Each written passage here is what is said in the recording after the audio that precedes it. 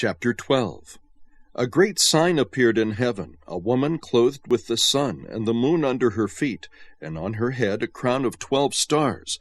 And she was with child, and she cried out, being in labor and in pain to give birth.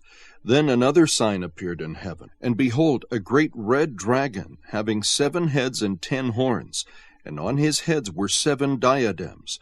And his tail swept away 1/3 of the stars of heaven, and threw them to the earth. And the dragon stood before the woman who was about to give birth, so that when she gave birth, he might devour her child. And she gave birth to a son, a male child, who is to rule all the nations with a rod of iron. And her child was caught up to God and to his throne. Then the woman fled into the wilderness, where she had a place prepared by God, so that there she would be nourished for 1,260 days. And there was war in heaven, Michael and his angels waging war with the dragon.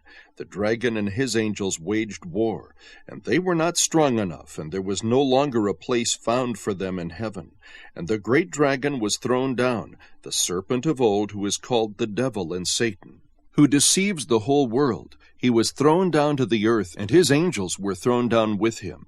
Then I heard a loud voice in heaven saying, "Now the salvation and the power and the kingdom of our God and the authority of his Christ have come.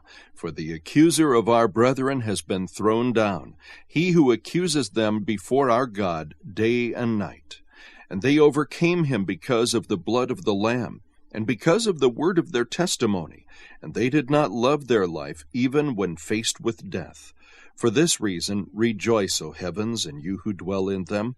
Woe to the earth and the sea, because the devil is come down to you, having great wrath, knowing that he has only a short time."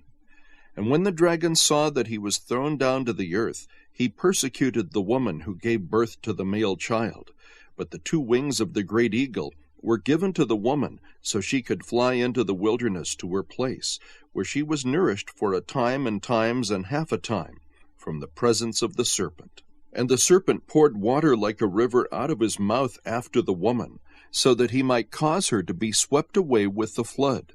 But the earth helped the woman, and the earth opened its mouth and drank up the river which the dragon poured out of his mouth. So the dragon was enraged with the woman, and went off to make war with the rest of her children, who keep the commandments of God and hold to the testimony of Jesus.